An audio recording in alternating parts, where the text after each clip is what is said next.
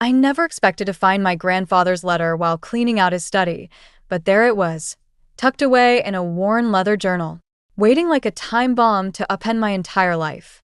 The envelope had my name written across it in his precise handwriting, for Cassidy Harper, to be opened upon my passing. My name is Cass, and until that moment, I thought I knew exactly who I was and where my life was headed. I was wrong. Mom, I called out, my voice echoing through the empty halls of my grandfather's mansion. Mom, I found something. The floorboards creaked as my mother's footsteps approached. She appeared in the doorway, still wearing her nurse's scrubs from her night shift, dark circles under her eyes. What is it, honey? My hands trembled as I held up the envelope. It's from Grandpa. She crossed the room and sat beside me on the dusty floor, surrounded by boxes of old business documents and family photos. Well, open it. I broke the seal and unfolded the letter, my grandfather's words jumping off the page. My dearest Cassidy, if you're reading this, I've passed on, leaving behind not just my legacy, but a challenge. You've always been special, different from the rest of the family. You remind me of myself at your age, ambitious, determined, but perhaps too eager to prove yourself to others rather than to yourself. I've set aside a substantial inheritance for you, but it won't come easily. To claim it, you must first prove your worth by achieving something remarkable on your own terms. No handouts, no family connections, just your own grit and determination. You have 1 year from today to build something meaningful. What that means is for you to decide. The details of your inheritance will be revealed only when you've shown you're ready for it. Remember, true wealth isn't measured in dollars, but in the strength of one's character. With love and faith in your potential. Grandfather. That sounds exactly like him, Mom said softly, wrapping an arm around my shoulders. Always testing, always pushing. But what does he mean by something meaningful? I asked, running my fingers over his signature. And how will anyone know if I've succeeded? Your grandfather never did anything without a plan, Mom replied, picking up a framed photo of him from a nearby box. He probably has someone watching, evaluating. I thought about my life, my small online boutique that was barely breaking even, my engagement to Ben from the prestigious Aldridge family, and how everyone assumed I'd just coast through life on his family's wealth and connections. Maybe that's why he did this, I said, realization dawning. He knew about Ben's family, about Victoria. Mom's expression hardened at the mention of my future mother-in-law. That woman has made it clear she thinks you're not good enough for her precious son. Perhaps your grandfather wanted to give you a chance to prove her wrong. Or prove something to myself, I murmured, standing up and walking to the window. The setting sun cast long shadows across my grandfather's immaculate garden, where he taught me about patience and persistence while tending to his prized roses. My phone buzzed, a text from Ben. Dinner at my parents' tonight. Mother insists. Don't be late this time. I stared at the message, then back at the letter in my hand. For the first time, I felt the weight of my grandfather's words settling into my bones. This wasn't just about an inheritance. It was about choosing who I wanted to be. I need to make some changes, I said, turning back to Mom. Big ones.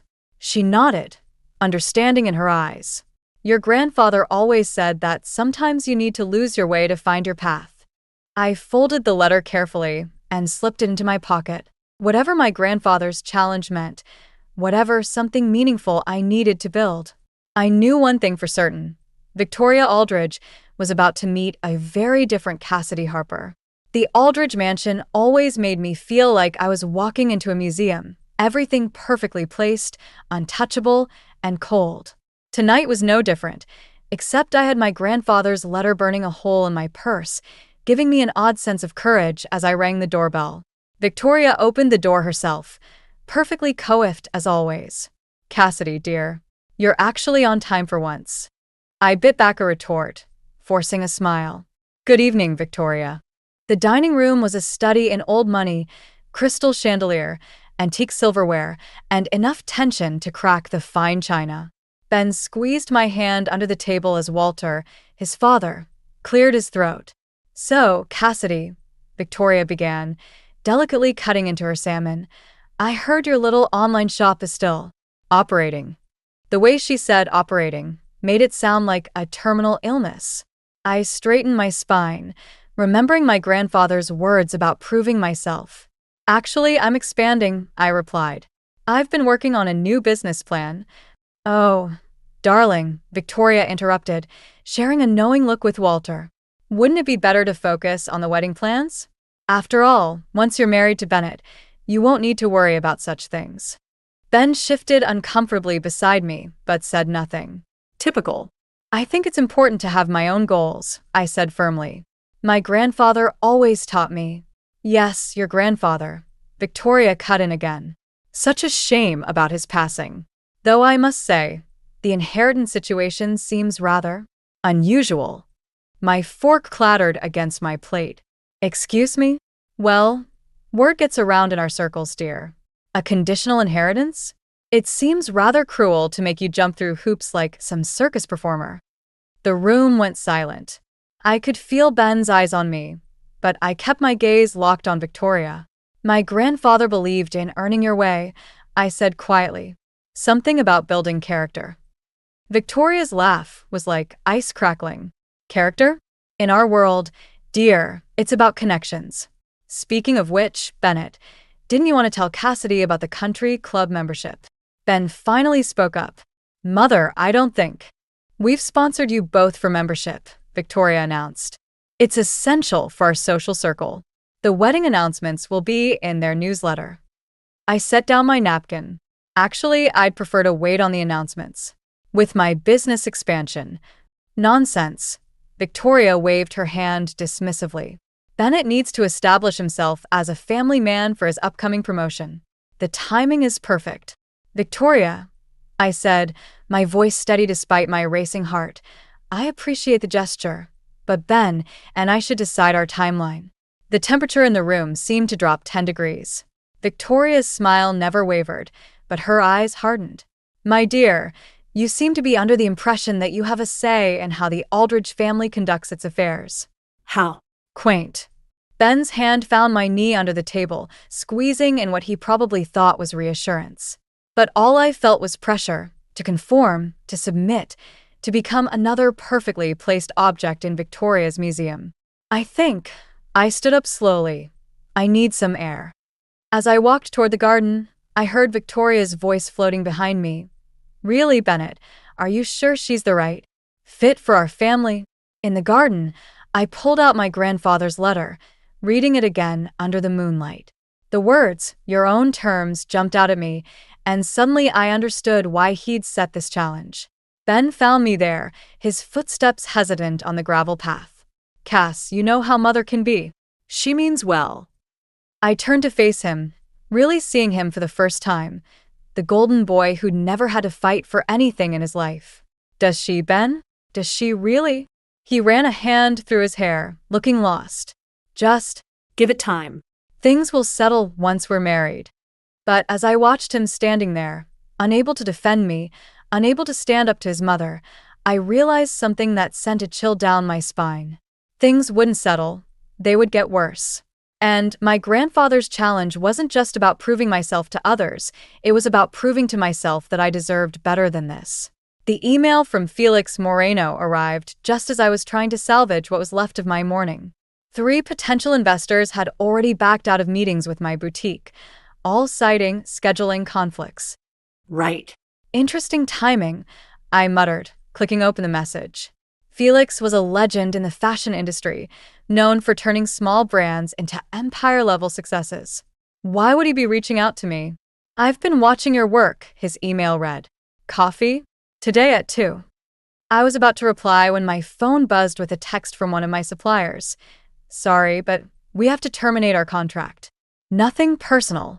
Nothing personal. Right. Just like the investors' sudden scheduling conflicts weren't personal. Just like Victoria's smug smile at last week's charity luncheon wasn't personal. I dialed Ben's number, my hands shaking. Straight to voicemail. Again. Meeting Felix Moreno. I typed back to the email. Send me the address. The cafe Felix chose was nothing like I expected, no pretension, just a cozy corner spot with mismatched chairs and the smell of fresh coffee. He stood when I approached, his smile genuine beneath salt and pepper hair. "Cassidy Harper," he said, extending his hand. "I've been following your situation with interest." "My situation?" He gestured for me to sit. Small businesses don't usually lose 3 investors and a major supplier in 1 week without reason. Especially not promising ones like yours. "How did you?" "Victoria Aldridge has a lot of influence," he said simply. "But she's not the only one with connections." My coffee cup rattled against its saucer. "You know Victoria?" "I know how she operates. She's trying to squeeze you out, make you dependent on her son's family money." He leaned forward. "Question is, what are you going to do about it?" Before I could answer, my phone lit up with Ben's face.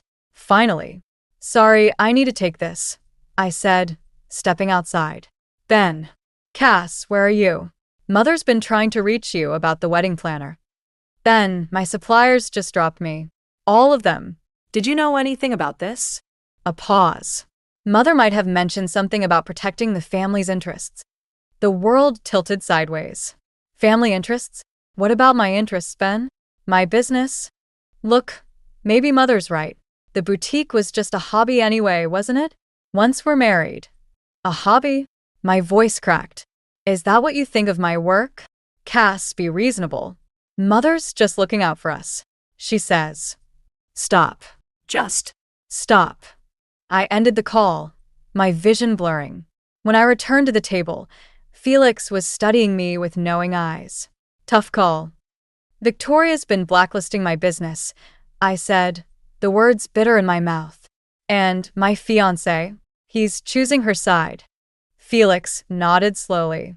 You know, I knew your grandfather. That stopped me cold. What? Smart man. Taught me a lot about business. And about recognizing potential. He pulled out a folder. I have a proposition for you. A partnership that would put your boutique on the map, completely independent of the Aldridge influence. My hands trembled as I opened the folder. The terms were better than I'd ever dreamed possible. Why? I asked. Why help me? Because talent deserves a chance, he said. And because watching Victoria Aldridge's face when your brand succeeds on its own will be satisfying. My phone buzzed again, Victoria's number this time. I silenced it, thinking of my grandfather's letter, of his challenge to prove myself. There's one condition, Felix added. You can't tell anyone about our partnership. Not yet. Let them think you're failing, let them get comfortable in their victory. Then we'll show them what you're really capable of. I thought about Victoria's smug smile, about Ben's weakness, about all the times I'd swallowed my pride to keep the peace. When do we start? I asked, reaching for the pen. Felix's smile was sharp. We already have. Check your email tonight. You'll find some interesting information about who's really been sabotaging your business. Sometimes the best revenge isn't just success. It's having proof. As I signed the contract, I felt something shift inside me. This wasn't just about proving myself anymore. This was about justice, and I was just getting started. The invitation to New York Fashion Week's Emerging Designer Showcase sat on my desk like a bomb waiting to detonate. Felix had pulled strings I didn't even know existed, creating an opportunity that could launch my brand into the stratosphere. The catch? It was the same weekend as Ben's family's annual charity gala. My phone lit up with Ben's message. Mother's furious. Says you're embarrassing the family by skipping the gala. Please don't make this difficult. I was still staring at his text when Felix walked into my studio, his expression grim. You need to see this. He handed me his tablet, open to a society blog. There, in high-resolution glory, was a photo of Victoria having lunch with Marcus Chen, my biggest competitor in the local fashion scene. The same Marcus Chen who'd suddenly started carrying suspiciously similar designs to my upcoming collection. That's not all, Felix said, scrolling down. Look who else was at that lunch. My heart stopped. Ben. My fiancé was there, smiling and shaking Marcus's hand. The photos were taken 3 days ago, Felix added quietly. Right after your designs were leaked. The room started spinning. I gripped the edge of my desk, my engagement ring catching the light mockingly. I need to talk to Ben, I managed. Cassidy. He must have an explanation. Ben agreed to meet me at our usual cafe. He was already there when I arrived, fiddling with his watch, the nervous tell I used to find endearing. Mother says you're being unreasonable about the gala, he started before I could speak. It's tradition, Cass. The whole family. I slid Felix's tablet across the table. Ben's face went pale. Want to explain this? It's not what you think, he stammered. Mother suggested I network with Marcus. He's very successful. And the leaked designs? Was that networking too? His silence was deafening. Did you know? I pressed. Did you know what they were planning? Mother said it was for your own good. He finally mumbled. That you needed to focus on being an Aldridge, not chasing pipe dreams. Something inside me shattered. Pipe dreams? Is that what you think of my work? Be realistic, Cass. What's more important, some fashion show or our future? They're the same thing. I stood up so quickly my chair scraped against the floor. At least, they should be. You're being dramatic. No, I'm being betrayed. By my fiancé. By the man who's supposed to be my partner. Ben reached for my hand. We can fix this. Just apologize to Mother. Attend the gala? I yanked my hand away. And what about my show? My designs that your mother helped steal. They're just clothes, Cass. For words. That's all it took to make everything crystallize. My phone buzzed. Felix sending the final confirmation for New York. I needed to decide now. The showcase or the gala. My dreams or Ben's family. My future or their version of it. I have to go, I said, gathering my things. I have a meeting about those, just clothes. Cass, wait. But I was already walking away, my mind racing with possibilities. Victoria thought she'd backed me into a corner, but she'd forgotten something crucial. Cornered animals fight back. Back at the studio, Felix was waiting. Well, how much time do we have to create a new collection? He raised an eyebrow. 3 weeks until New York. It's impossible. I thought about my grandfather's letter about proving my worth. About Ben's betrayal and Victoria's smug certainty that I'd fall in line. Nothing's impossible, I said, pulling out my sketchbook. And I want to make damn sure that when Victoria sees these designs on the runway, she knows exactly what she tried to steal. Felix's slow smile was all the answer I needed. I'll make some calls. But Cassidy, this isn't just about proving yourself anymore. This is war. I looked down at my engagement ring, then slowly slipped it off. No, this is justice. And I'm just getting started. The engagement party at the Aldridge mansion felt like a carefully orchestrated trap. Every crystal glass, every perfectly arranged flower screamed Victoria's influence. I stood in the corner, watching Ben work the room, wondering how I'd let things get this far. Darling, there you are. Victoria's voice cut through my thoughts. She gripped my arm, steering me toward a group of society women. Ladies, this is Bennett's Fiancé. The pause before fiancé was deliberate, just like everything else Victoria did. We heard about your little fashion venture. One woman said, pearl necklace gleaming. Such a shame about the copy designs. My champagne glass froze halfway to my lips. Excuse me? Oh, didn't you know? Victoria's smile was razor sharp. Marcus Chen's new collection is causing quite a stir. Some say it's remarkably similar to certain amateur sketches. The room suddenly felt too small. I searched for Ben, finding him deep in conversation with Marcus Chen himself. They were laughing. If you'll excuse me, I managed, but Victoria's grip tightened. Actually, I have an announcement to make. She clinked her glass, drawing everyone's attention. Bennett and Cassidy have agreed to move up the wedding. Next month, in fact. The room erupted in polite applause. I stood there, stunned. We hadn't agreed to anything. Mother, Ben appeared beside us. We haven't. Nonsense, darling. The arrangements are all made. The country club is perfect in spring, and this way, Cassidy can focus on being a proper Aldridge wife instead of these distractions. The word hung in the air like poison. I felt dozens of eyes on me, waiting for my reaction. This was Victoria's power play. Back down or cause a scene. Actually, I heard myself say, I have an announcement too. Victoria's smile flickered. Ben touched my arm. Cass, don't. My new collection will be debuting at New York Fashion Week. The words fell like bombs in the silent room. The one Marcus Chin didn't manage to steal. Gasps rippled through the crowd. Victoria's face hardened. How dare you accuse? I have proof. I pulled out my phone, bringing up the photos Felix had gathered. Interesting lunch meeting you all had last week. Did you really think no one would notice? This is hardly the time or place, Victoria hissed. You're right. I turned to the crowd. The time was before you tried to destroy my business. The place was anywhere but here, where you planned to announce my wedding date without even asking me. Ben stepped forward. Cassidy, you're embarrassing yourself. No, Ben. For once, I'm standing up for myself. I slipped off my engagement ring. I won't let your mother dictate my life or steal my dreams. Victoria's laugh was cold. Dreams? You think a few dresses make you special? Without the Aldridge name, you're nothing. That's where you're wrong. I held up my grandfather's letter. I'm a Harper, and we build our own legacy. The room was dead silent as I walked toward the door. Ben called after me. Cass, wait. We can fix this. I turned back one last time. There's nothing to fix, Ben. Your mother wanted me to choose between my dreams and your family. So I'm choosing.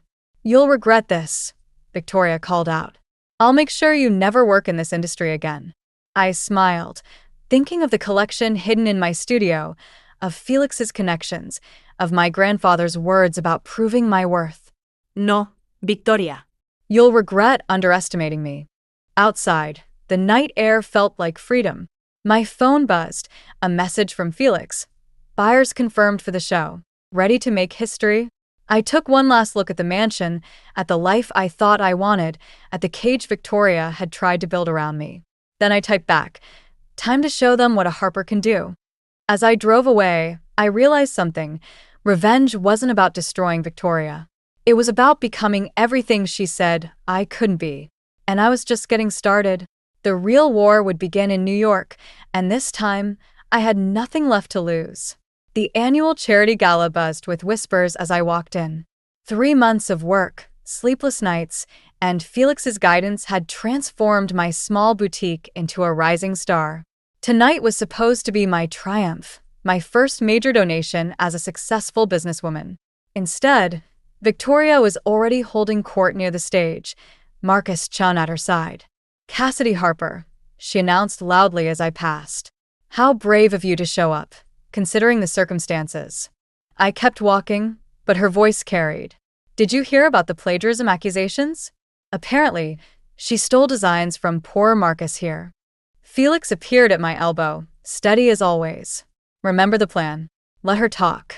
She's turning everything around, I whispered, making me look like the thief. That's what cornered animals do. They lash out. The donation ceremony began. I watched as Victoria took the stage, Ben beside her, both radiating old money confidence. The Aldridge family is proud to announce a $100,000 donation, Victoria declared. Then her eyes found mine. Unlike some who try to buy their way into society with suspicious funds, the room went silent. I felt dozens of eyes turn to me. What is she talking about? Someone whispered. Victoria's smile was venomous.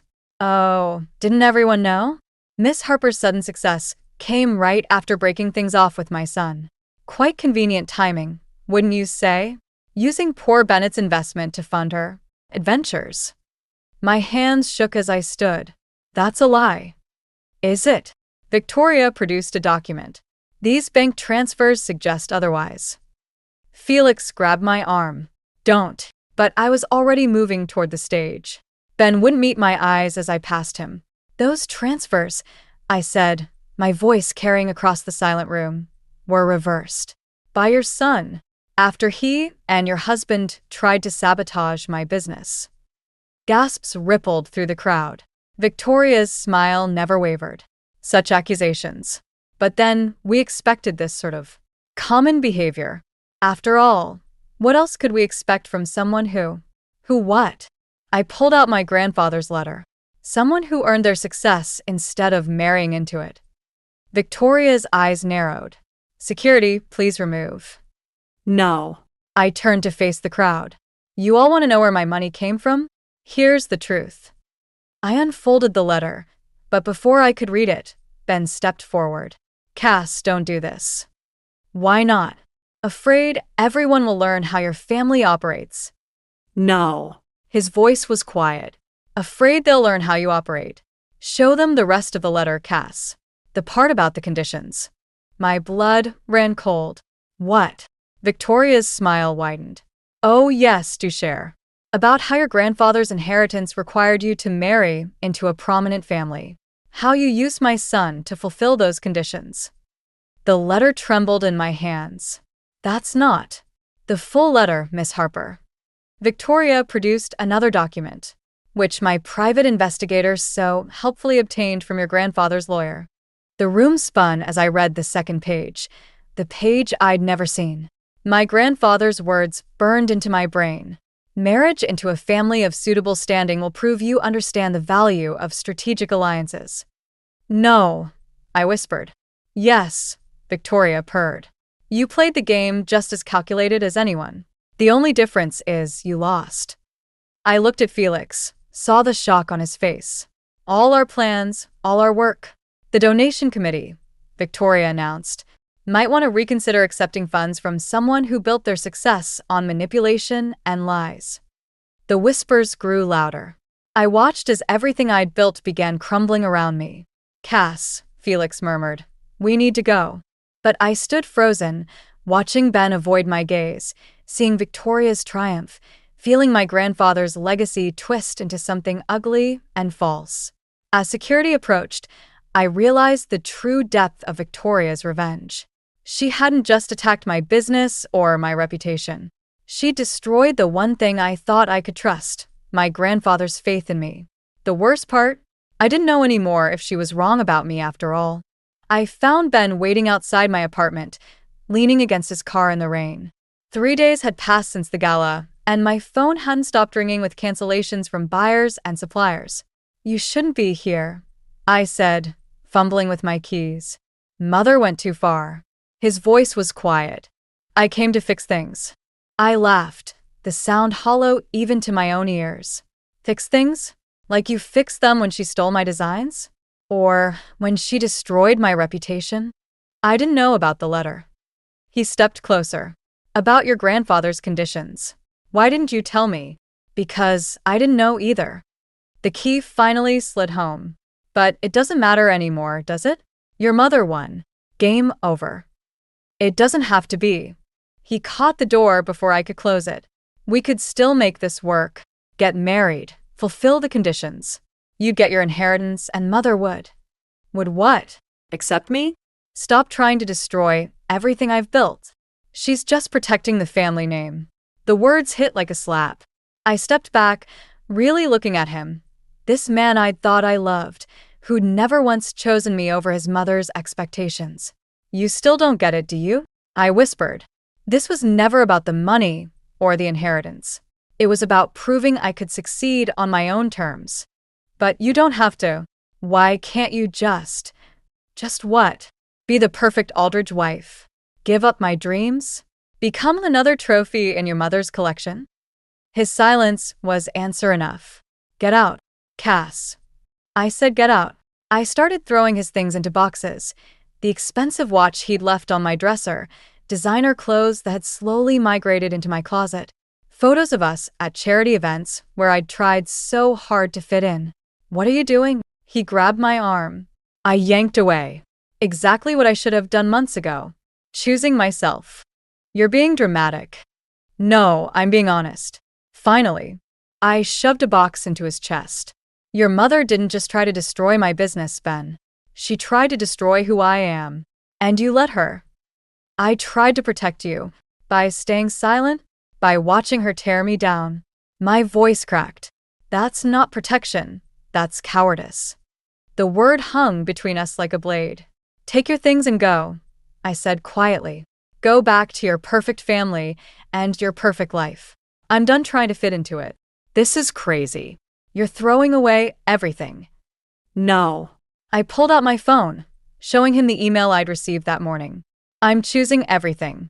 Felix just confirmed 3 major retailers want to carry my designs. The real ones, not the copies your mother helped steal. His face paled. But the scandal actually helped. Turns out people love an underdog story, especially when there's proof of corporate theft. You wouldn't dare. Try me. I met his eyes. Your mother taught me well, Ben. Sometimes you have to be willing to burn it all down to build something better. He stared at me like he was seeing a stranger. Maybe he was. Mother was right about you, he said finally. You never belonged in our world. No, I smiled, feeling lighter than I had in months. I belonged in something better. I just forgot that for a while. After he left, I sat in my empty apartment, looking at the chaos of boxes and memories. My phone buzzed, a text from Felix. Ready to show them what real success looks like? I thought about my grandfather's letter, about Victoria's smug certainty, about Ben's weakness. Then I thought about my mother's strength, Felix's faith in me, and my own forgotten dreams. Time to write my own story, I texted back. Because sometimes the best revenge isn't about destroying your enemies. It's about becoming exactly who they said you couldn't be. And I was just getting started. 1 year to the day after finding my grandfather's letter, I stood in his study again. The room felt different now, lighter somehow, as if the weight of expectations had finally lifted. Ready? Mom asked, holding up an envelope from my grandfather's lawyer. The past 6 months had been a whirlwind. My collection had launched at Fashion Week, earning critical acclaim and major retail contracts. Meanwhile, the Aldridge empire had stumbled after evidence of their design theft went public. Ben had resigned in disgrace, and Victoria's social standing had crumbled. I hadn't planned any of it. Sometimes karma writes better revenge stories than we ever could. Open it, Felix urged from a spot by the window. He'd become more than a mentor. He was family now. The letter inside wasn't what I expected. My dearest Cassidy, if you're reading this, you've completed your challenge, though perhaps not in the way I originally intended. The marriage clause was never meant to be revealed. It was Victoria Aldridge who added that page, using her connections to alter my wishes after my death. But you found your own path anyway, just as I knew you would. Your inheritance isn't just money, Cassidy. It's the truth about your strength. Sometimes we need to lose everything to discover what we're truly worth. The Harper fortune is yours, but you've already claimed something far more valuable, your independence. With pride, grandfather. I looked up at Mom, who was smiling through tears. He knew, she said softly. He knew Victoria would try to manipulate the situation. That's why he left the original letter with me. She pulled out another envelope, weathered and sealed. Inside was the real second page, no marriage clause, just a simple message. Trust yourself. Why didn't you tell me? I asked. Because you needed to choose your path without knowing, just like I did when I left your father. The parallel hit me hard. Mom had walked away from wealth and security too, choosing independence over a gilded cage. Felix cleared his throat. Speaking of choices, there's something else you should know. He handed me a newspaper. This is running tomorrow. The headline made my breath catch. Aldridge Corp CEO steps down amid scandal. Victoria Aldridge admits to years of corporate espionage. She confessed. I whispered. Not out of guilt, Felix said. Ben threatened to expose everything if she didn't step down. Apparently, he finally found his spine. Too late, I murmured, but without bitterness. That chapter was closed. My phone buzzed, a message from Ben. You were right. About everything. I'm sorry it took me so long to see it. I didn't reply.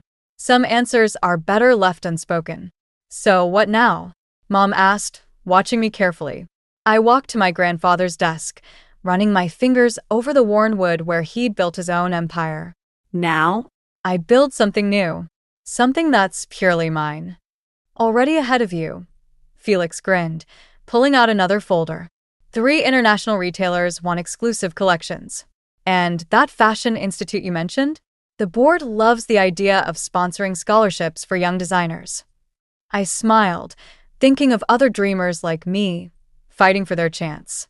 You know, Mom said, your grandfather always said success wasn't about proving others wrong. It was about proving yourself right. He was right about that too. I picked up his old nameplate, then set it down again. But sometimes proving yourself right means walking away from what others think you should want. Felix raised an eyebrow. Even with the inheritance? Especially with it. Money's just a tool. The real inheritance was learning to trust myself. As we left the study, I took one last look around. The room no longer felt like a museum of expectations. It was just a room where one story had ended and another had begun. My phone buzzed again. Victoria's number. I declined the call without hesitation.